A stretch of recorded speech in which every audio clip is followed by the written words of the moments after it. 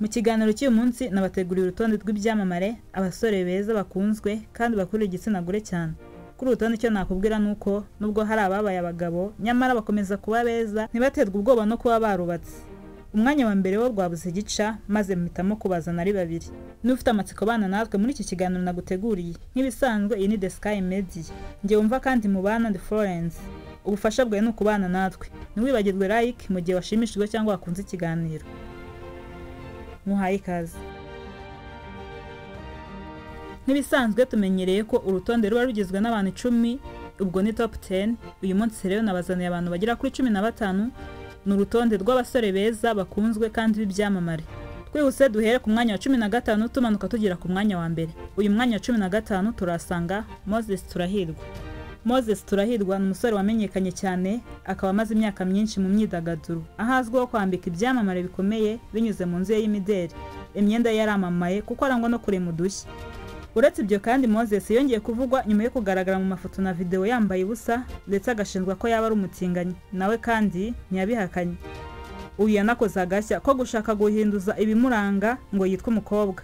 Ariko kandi nubwo ibyo byose byabaye, igihagararo na taye y'umutse n'uruhu rwirabura neza ni ibintu akomeza gukundirwa kugeza n'uyu munsi cyane igitsina gore.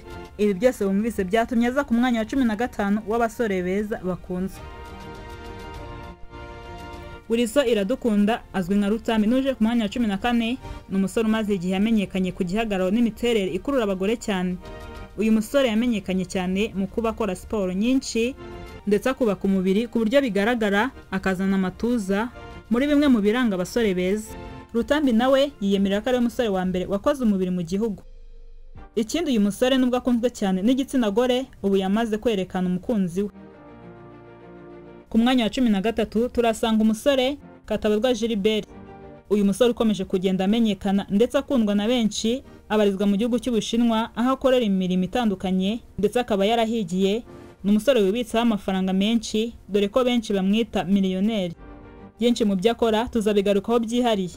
Gusa ntitwakibagirwa kuvuga inzu atunze iherereye mu gace ka Vision City. Ni inyubako ikoranye ubuhanga butangaje, akanavuga ko byose ari we wabyikoreye dore ko yamenuje mu bijyanye no kubaka ariko bigezweho ku rwego rw'isi. Nyuma y'uko uyu musore amenyekanye ndetse akavuga byinshi ku byo atunze, byatumye abantu cyane abiganjemo igitsina gore bamukurikira dore ko nawe ari umusore mwiza. 12 turasanga King James. Uyu ni umuhanzi umaze igihe kinini mu muziki, yakunzwe mu ndirimbo nyinshi ziganjemo urukundo.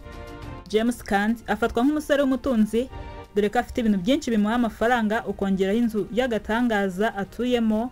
King James nubwo agarukaho kenshi ku kibazo cyo kuba atarashaka, ibyo nanone bituma abantu babona uburenganzira bwo kumwereka ko bamukunze.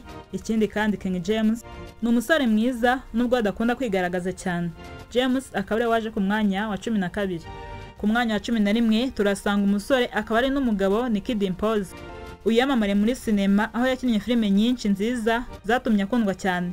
Uyu musore kuri ubu wabaye umugabo, ibyo ariko ntibibuza abantu bamukunda gukomeza kumukunda dore ko ari umusore ufite ubwiza n'igihagararo gikurura abagore cyane. Ubwiza bw'uyu mugabo ntabwo bwarangiye mu gukina filime gusa, ahubwo abahanzi bagiye bamukoresha muri video z'indirimbo. Indirimbo aherukamo ni indirimbo ya Bwiza yitwa Hazaza. Twihuse n'ikiganiro tugeze muri top 10. Uyu mwanya turasanga Jay Rwanda. Amazina yakaba Ntabanganyimana Jean de Dieu. Uyu musore wamenyekanye mu gihe kinini gishize azwiho kuba umunyamideli. Ikindi uyu musore yabaye Mr Rwanda mu basore beza kandi bashinguye. Yagarutsweho kenshi ndetse yigwiza abakunzi biganjemo abagore cyane. Ibi rero byatumye tumugarukaho ndetse abaruza ku mwanya wa 10 mu basore beza bakurura abagore. Umwanya wa 9 turasanga nde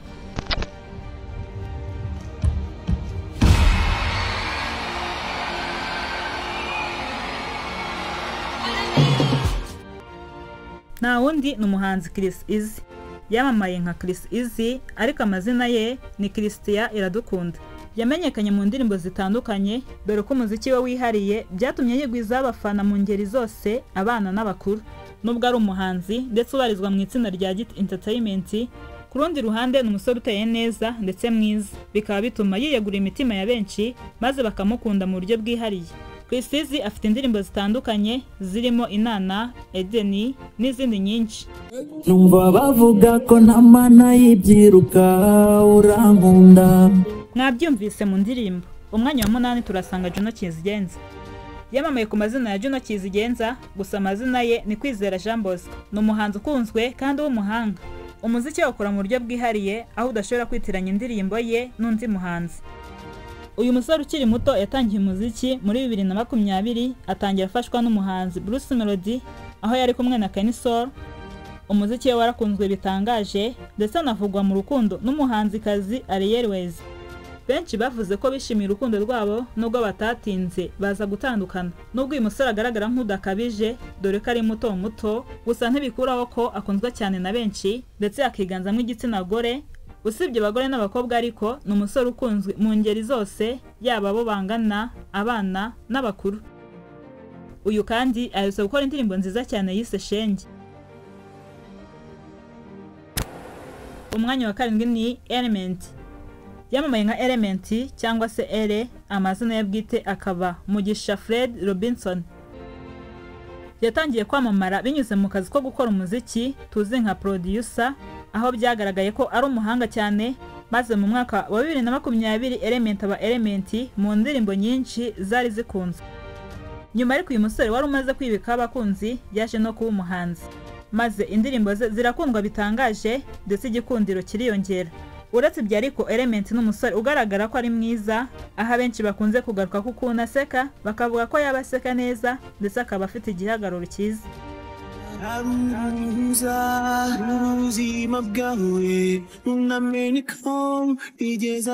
Mwabyumvise umwanya dukurikiyeho ni uwa 6. Nta wundi musore tuhabona, Christopher, wamamaye ku mazina ya Muneza Christopher.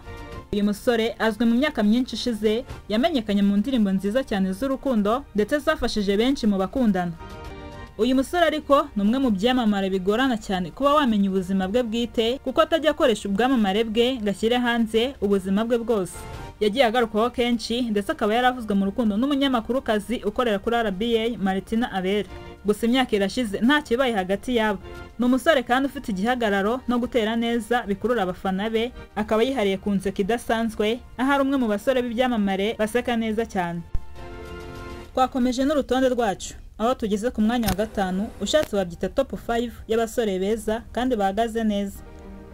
Ese urumva ko uru rutonde ari bande wahashyira? Tubwire muri comment, ubundi wumve n'ibyo twavuze bihuye n'ibyo wakoze. Umwanya wa 5 turasanga Rocky Kimomo. Uyu yamamaye nka Rocky, gusa amazina ye ni Uwizeyimana Mark. Yamenyekanye mu mwuga w'ubusobanuzi, aho Rocky ari umusobanuzi mwiza wa filime. Agasobanuye rero ni uburyo bworohereza abakunzi ba filime kuryoherwa na filime, ndetse bukanafasha abantu batumva indimi zitari Ikinyarwanda kumva no gusobanukirwa filime.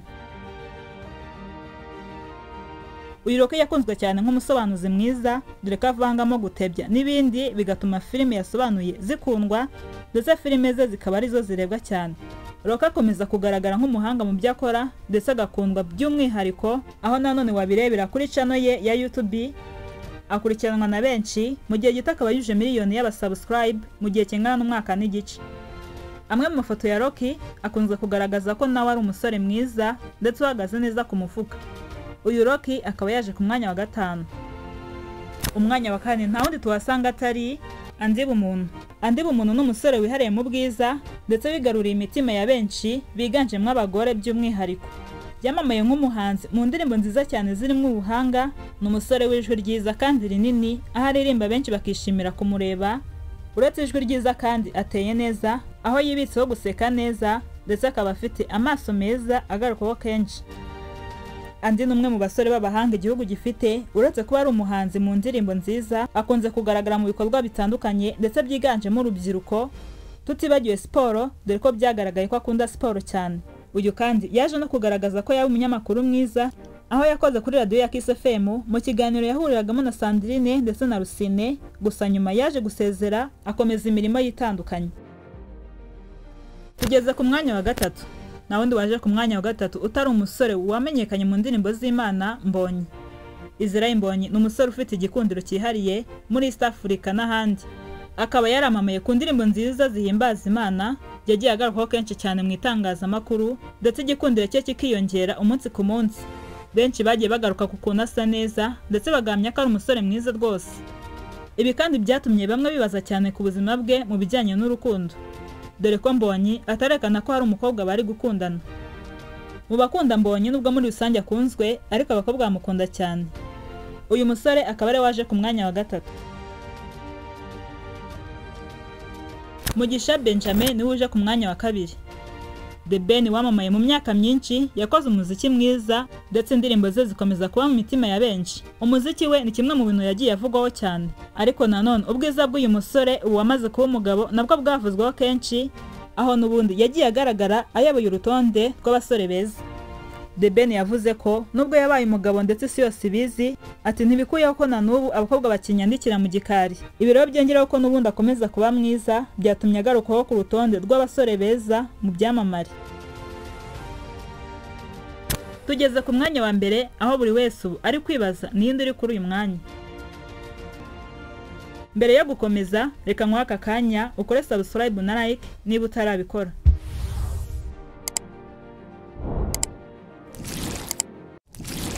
Umwanya wa mbere turasanga abasore babiri bavukana, aba nta bandi, kaduhere kuri uyu. Nta wundi n'umusore uva mu muryango wa First Family, akaba yitwa Ian Kagame. Yagarutsweho kenshi cyane nyuma yo gusoza amashuri mu bya gisirikare, maze akaba umwe mu barinda umutekano wa nyakubahwa perezida w'igihugu ndetse akaba na papa we. Ni umusore ukunzwe cyane bitewe n'uburyo agaragara mu kazi kakora, ndetse akaba aciye bugufi akubaha bagenzi be. Uretse kandi ibyo azwiho akora no kuba ari umwana wa perezida, ubwe ni umusore muremure ufite igihagararo n'ubwiza bituma akundwa na benshi, dore ko uzabona ifoto ye ikoreshwa kuri profile z'abantu. Undi rero twazanye ku mwanya wa mbere, benshi bakunze kuvuga ko abanza akanikurikira mu bwiza butangaje, akaba ariyo mpamvu ari uheruka ku rutonde rwacu. N'ubundi ni Ivan Cyomoro, akaba umwana mukuru mu muryango wa First Family. Uyu musore umaze imyaka myinshi aza ku mwanya wa mbere mu basore beza, biragoye kubona undi wamusimbura. Nubwo atagaragara cyane kuri social media cyangwa ku mbuga nkoranyambaga, igihe gitagaragaye agaragarizwa urukundo ndetse akavugwaho cyane mu itangazamakuru. Umusore w'igihagararo, ukongera ubwiza bwihariye ndetse n'uburyo areba, ni bimwe mu byasajije benshi cyane cyane igitsina gore, dore ko uzumva ababyeyi benshi bifuza kubyara umwana mwiza nka Cyomoro, ndetse abakobwa bo bakifuza kugira abasore beza nkawe. Cyomoro ubanza akanikurikira n'ufunze urutonde rwacu rw'abasore beza bakunzwe hano mu gihugu. Ni nakora dusoje ikiganiro cyacu. Mwibutsa ko wemerewe gutera komanteri ukatubwira wowe urutonde wakora abazaho. Ibiganiro ku byamamare nakagaruka hano kuri The Sky Media. Bye bye.